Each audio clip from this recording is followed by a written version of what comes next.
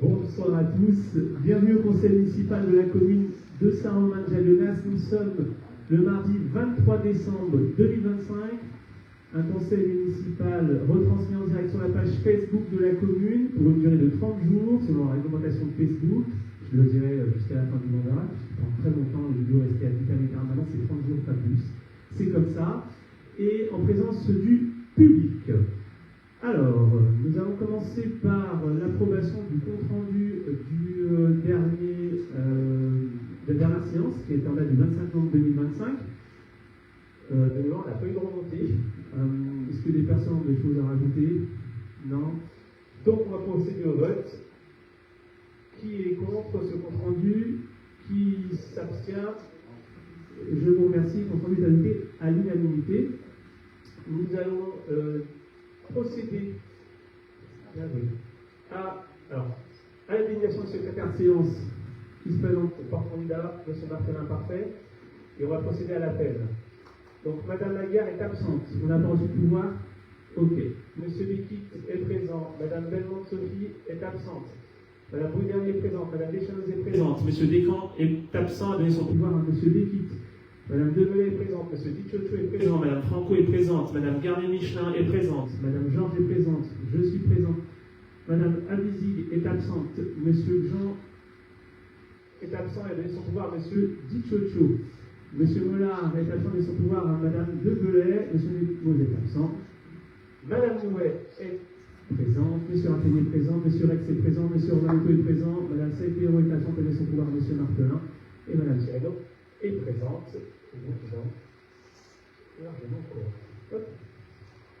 Alors, nous allons commencer par les décisions. Les décisions du maire, en date de la libération du 22 ans 2020. Donc, il y a 4 décisions. Hop. La première décision, c'est une décision concernant l'acquisition d'un panneau pour la signalisation devant le parc pour un montant de 480 € TPC avec l'entreprise Adrien Publicité, l'entreprise Jalais Urbain avec qui on travaille assez régulièrement pour ce qui concerne la publicité. On a ensuite l'acquisition de chaises pour la cantine. Alors, le montant est important, mais c'est des chaises spécifiques. C'est 5 lots de 10 chaises, on en a parlé à la prépa conseil, donc ça représente que 10 chaises, non, 5 lots de 2 chaises, pardon, donc ce qui fait 10 chaises.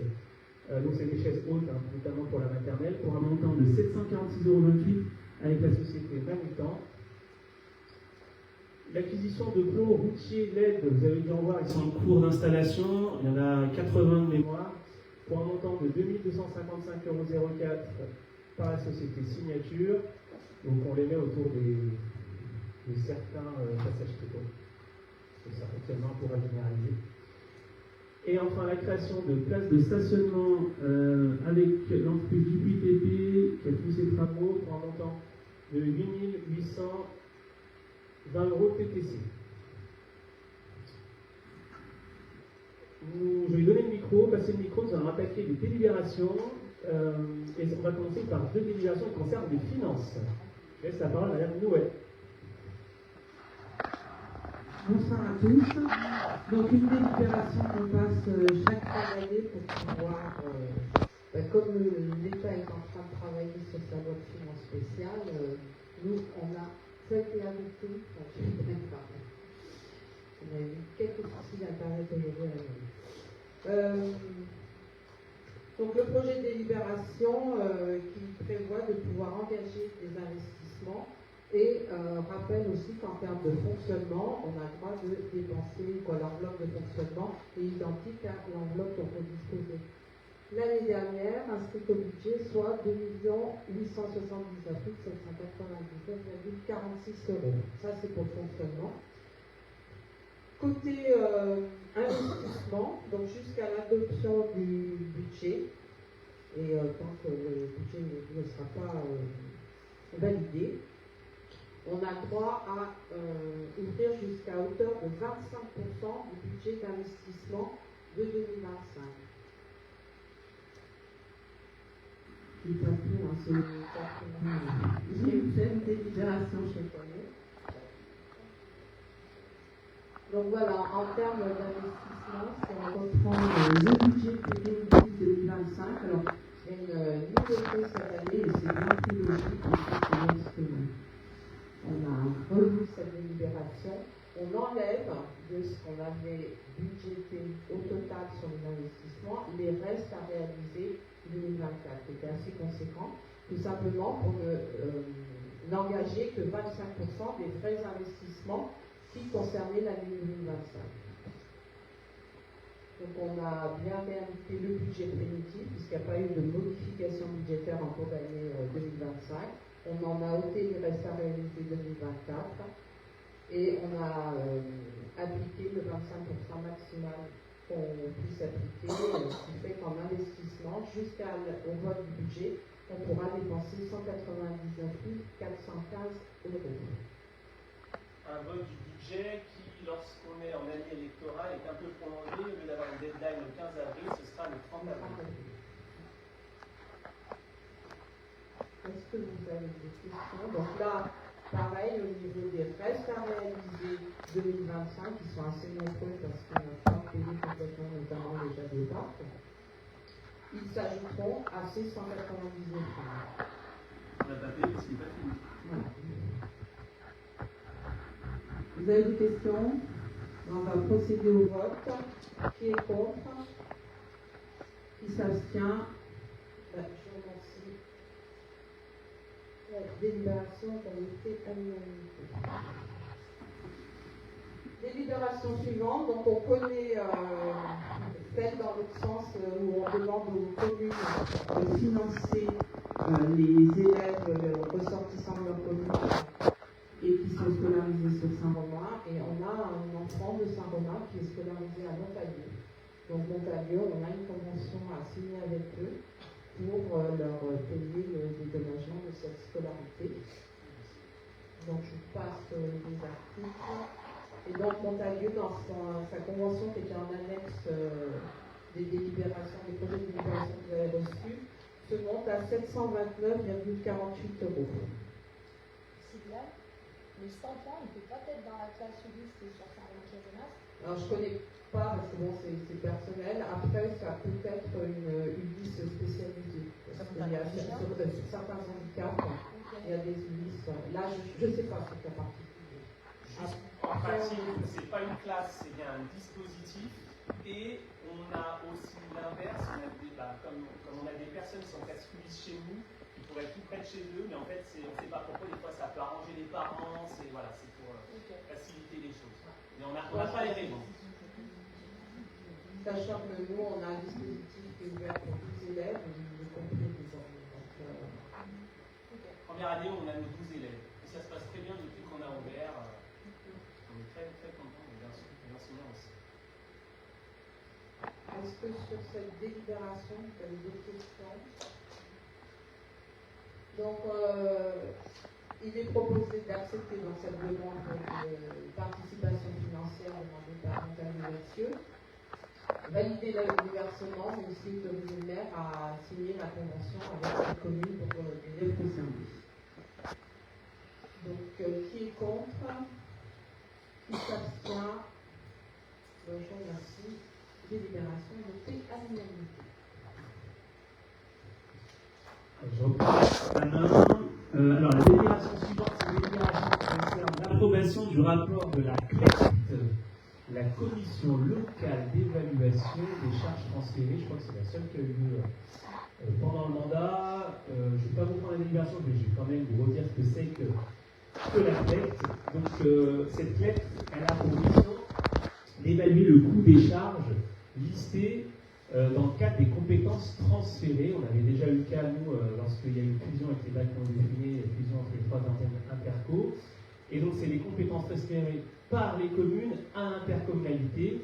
Son rapport, donc le rapport que vous avez eu, il permet d'ajuster les atténuations de compensation afin de garantir la neutralité financière de ces transferts pour chaque commune. En l'occurrence, ça concernait pour nous le transfert de compétences enfance, le bâtiment de la commune de Corbelin à la communauté de communes, le transfert de compétences enfance de la commune de Tignes-Jamézieux à la communauté de communes et le transfert de compétences voiries d'intérêt communautaire relatives à la création, aux aménagements et à l'entretien des liaisons itinéraires cyclables identifiées à l'étape 1 du schéma d'accès cyclable au service de polarité. Ça veut dire quoi concrètement?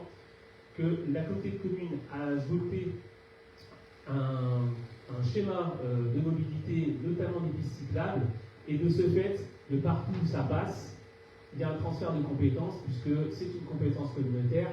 La communauté de communes a récupéré la compétence mobilité, et donc c'est plus simple de faire les travaux, et du coup, de ne pas laisser à la charge des communes ces tronçons qui vont être repris. Voilà. Est-ce que j'ai d'autres choses? On avait Mme Georges qui était à la tête, qui représentait Saint-Romain-de-Jalonnas. Est-ce que vous avez des questions? Est-ce que c'est clair? C'est clair.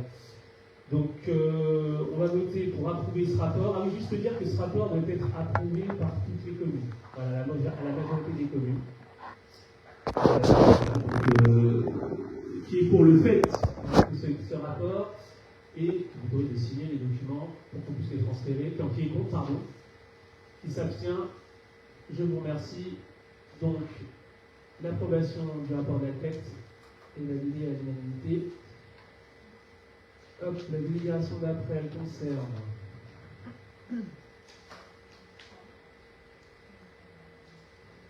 Ah oui, on arrive sur. Hop.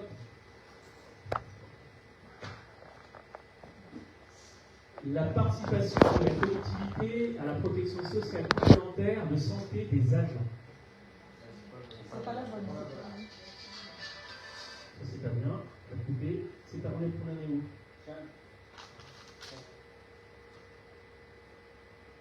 Non, Ken, ça c'est pas bon en haut. Alors attendez, je reprends on en est où? Alors, on est bien sur la 64. Ah, elle n'est pas.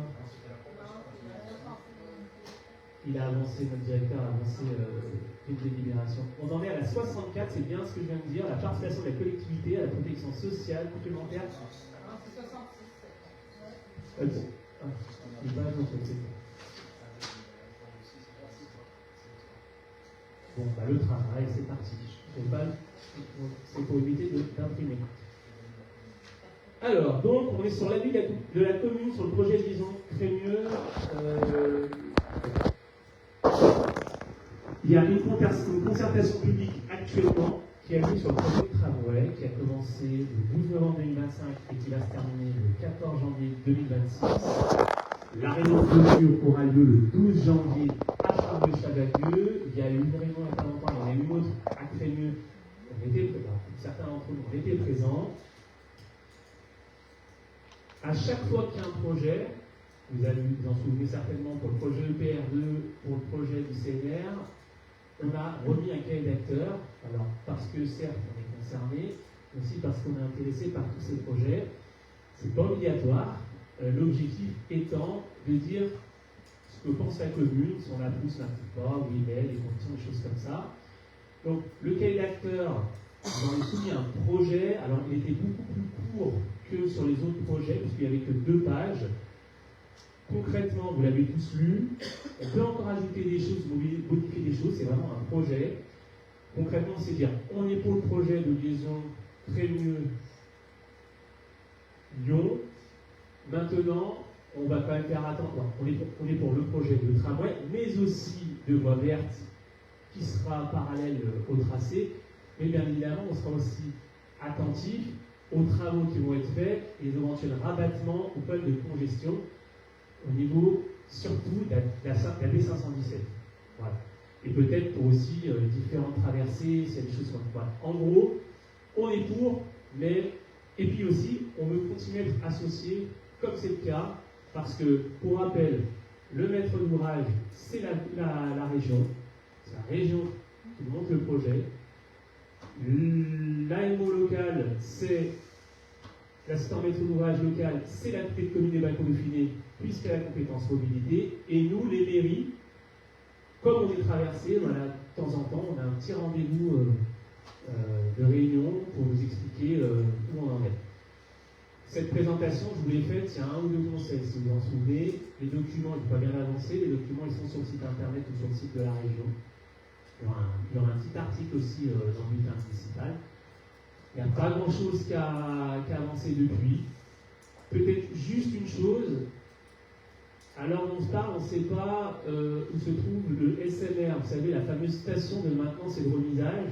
Il y a une possibilité à la frontière Villemorieux-Saint-Romain, sur la dernière parcelle, quand on arrive sur le rond-point du Trémieux, ou sur Tigneux. Il y avait du 70-30, 70 Villemorieux, 30 Tigneux, pardon. Mais là, ils ont mis un petit zonage particulier chez nous, et donc ils sont en train de voir si, en gros, un zonage RI avec une probabilité de terrain inondable, même si c'est très faible. Donc normalement ça devrait passer, mais on n'en sait pas trop. Donc voilà, on nous a demandé pour l'instant de dire que vous savez. Bref. Donc le cahier d'acteur, vous l'avez lu, bon, il est assez succinct. Est-ce que vous avez des questions? Est-ce que vous voulez rajouter des choses ou modifier des choses? Pas forcément. Eh bien écoutez, si vous en êtes d'accord, on va procéder pour approuver ce cahier et mettre un avis favorable sur le projet, assorti de quelques petites réserves, et m'autoriser à le transmettre, à le mettre dès demain sur le site de la région, parce que c'est un site de la région, c'est pas le site de la concertation, avec le résultat du vote qui sera ici pour abstention et vote. Ok. Et en date d'aujourd'hui. Donc, qui est contre ce rapport? Un. Qui s'abstient? Je vous remercie. Bon, un contre. Le reste des présents. Ok.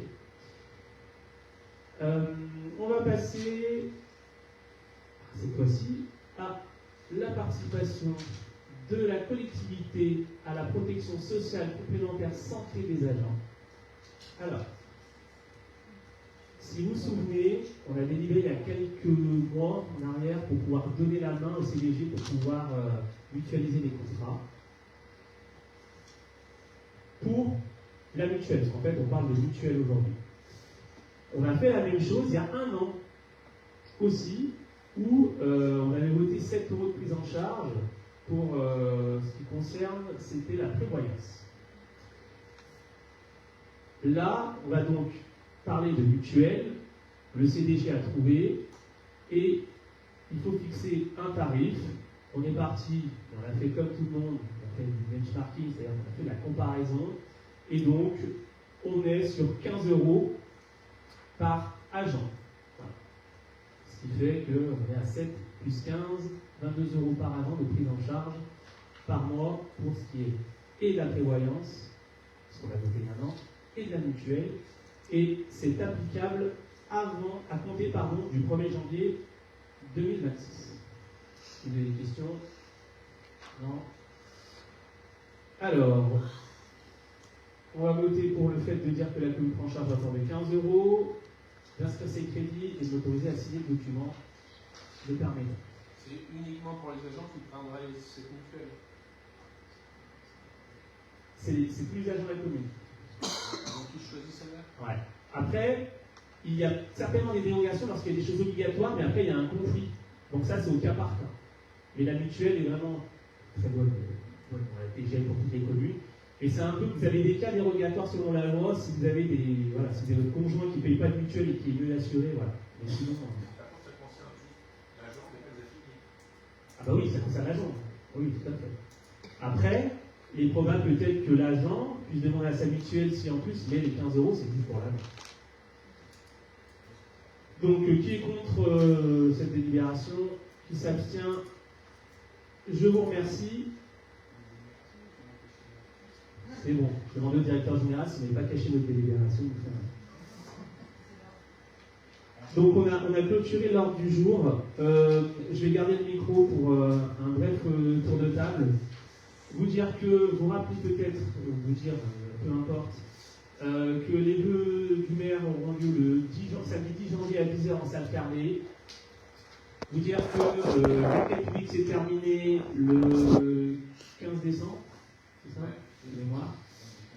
Que le rapport nous a été remis hier par le commissaire enquêteur, que le PV de synthèse du commissaire enquêteur a été mis en ligne aujourd'hui sur le site internet, qu'un accident ait lieu sur la départementale, parce que beaucoup de personnes m'ont posé la question, entre le rond-point de la Villa et le rond-point des 5 chemins, vous verrez quand vous mettez les 5 chemins sur votre droite, il y a un panneau de département qui a.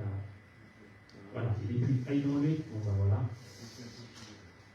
J'étais présent sur les lieux, le monsieur n'avait pas vu que de l'eau, il est parti direct aux urgences, rien de grave, qui tubait beaucoup, mais ils ont un protocole, les pompiers, airbag plus alcool, égale urgence.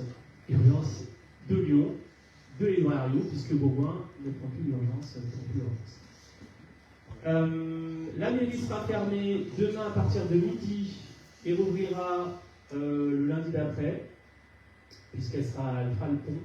Alors, certains agents travailleront, mais elle sera fermée au public. Pareil pour le 31. Vous rappelez que la communauté de communes, et je l'ai appris tout à l'heure, est fermée aussi pour 10 jours. Alors, eux, ils sont fermés pour 10 jours. Donc, concrètement, nous, on ferme le 24 à midi et le 25, c'est jeudi, plus le vendredi, et on rouvre le lundi. Et rebelote la semaine d'après, on ferme le mercredi 31 à midi et on rouvre le lundi 5 janvier. Voilà. Ah, un petit message de notre responsable des élections. Donc les prochaines élections municipales auront lieu vraisemblablement les 15 et 23 mars. On a eu les derniers décomptes de la population, on reste bien à 23 élus qui siégeront au conseil communautaire, possibilité de laisser 23 plus 2 élus facultatifs. J'ai dit quoi? Municipal, oui, pardon. J'étais en train de lire un autre truc. Ok. Municipal, très bien, tout le monde suit. Le 23 décembre, c'est parfait. Juste vous dire, donc ça c'est le message du secrétariat. L'inscription, alors, il y a un changement par rapport aux autres. Avant, vous aviez jusqu'au 31 décembre pour venir ici. La règle du 31 décembre saute. Vous pouvez désormais vous inscrire en ligne sur service-public.fr avant le mercredi 4 février. Et sinon, vous pouvez vous inscrire en venant en mairie, donc là en physique, mais le secrétaire nous dit faites plutôt par internet, grand maximum le vendredi 6 février. Donc, internet c'est jusqu'au 4 février, servicepublic.fr, physique jusqu'au 6 février. Et avant c'était 31 décembre. Vous gagnez environ 5 semaines. Voilà, j'ai plus rien d'autre à dire. Et pour les procurations, c'est toujours en gendarmerie ou Oui, toujours. Alors ça ne change pas. Tout à fait. Ouais, mais ça, il faut le prévoir à l'avance. Non plus. Ok? J'ai plus rien à dire. On a peut-être faire un tour de table parce que les. Oui? Quelle école sur quelqu'un qui va avoir 18 ans avant le 15 mars, mais après le 6 février? C'est un très bon cas d'école qu'on pourra poser à Madame Georges. On a eu le cas l'année dernière de Madame Franco qui a eu 18 ans. Alors la loi, pour vous dire, la loi, il faut avoir 18 ans le 14 mars. Je crois que même le 15 ça marche pas. Elle a eu 18 ans le 7 mars. Il y a eu un gros problème à l'agenda, mais tout est bon. Donc il s'inscrit avant d'avoir les 18 ans. Je ne sais pas. Ah, non, c'est vrai, tout à fait. On a eu le cas d'école. Non, pour les 18 ans, c'est automatique. J'ai eu le cas encore tout à l'heure où on m'a dit justement que c'était fait automatiquement. Mais s'il y a un problème, on n'est pas des techniciens. Comment? Oui, on a fait avant l'appel. Si on vous a dit des questions, vous appelez, elle m'a dit Céline au secrétariat. Elle a reçu toutes les notes cette semaine. Elle les a bien potassées. Elle a une petite formation au mois de novembre.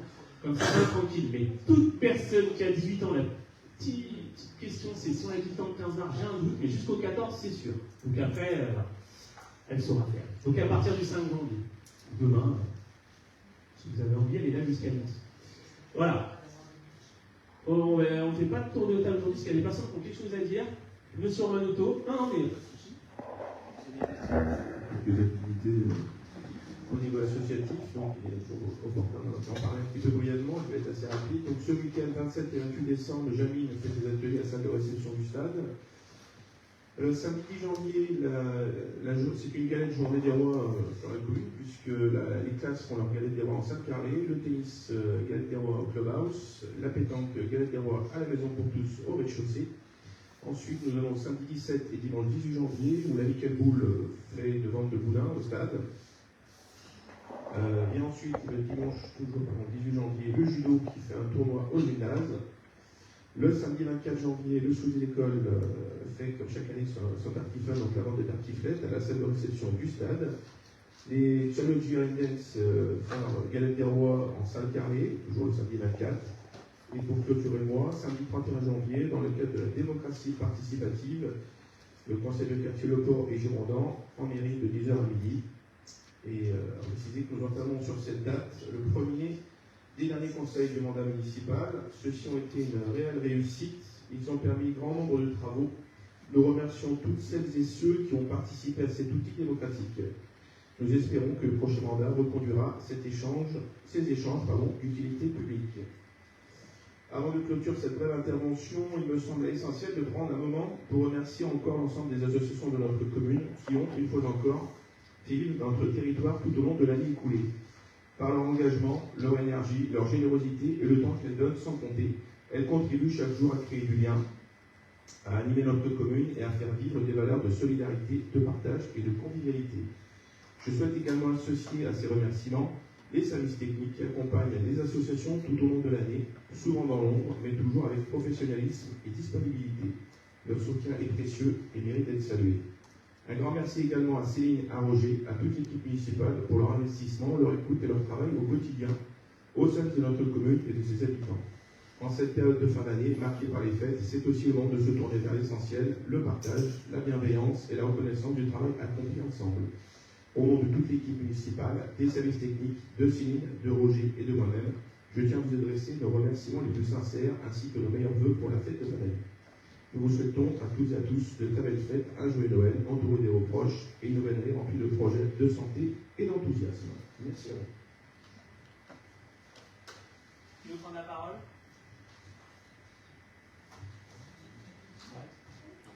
Non, c'est tout bon? Si, pour l'année prochaine, prochain conseil, si on peut parler de la déchetterie.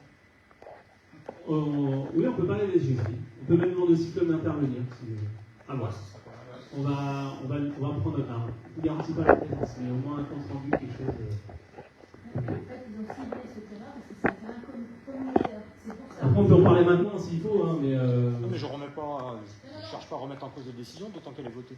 Mais. C'est pas une décision. Non, la décision a été votée pour le PPI, pour les déchetteries. Par contre, c'est le bureau qui, lui, a fléché le terrain de Villenoirieux. Alors, je pense que les gens ne comprennent pas de quoi on parle. On est entre personnes sachantes, entre guillemets. On va parler de la déchetterie de Saint-Romain-Jallenas. On en remet, si ça vous dérange pas, on le met à janvier, on fera un point exclusivement. Comme ça, on est carré. Non, mais comme ça, en plus, il y a une étude de marché qui est lancée. Non, je sais pas, je. Non, c'est super. Parce Ah oui, oui, voilà. Non, mais l'étude de marché. Moi, je croyais Non, que mais. Voilà. Je pense qu'on aura plus d'infos d'ici janvier. Oui, mais on pourra lui donner nos ressentis. Voilà. C'est tout bon? Eh bien, écoutez, je vous donne rendez-vous le 10 janvier pour les deux, le 20 janvier prévu pour la prépa conseil, le 27 janvier pour le conseil municipal. Bien évidemment, on vous souhaite tous d'excellentes fêtes de fin d'année. Profitez-en, amusez bien et surtout à tous une très bonne santé, une très bonne année 2026. Bonne soirée à tous et on va couper la vidéo.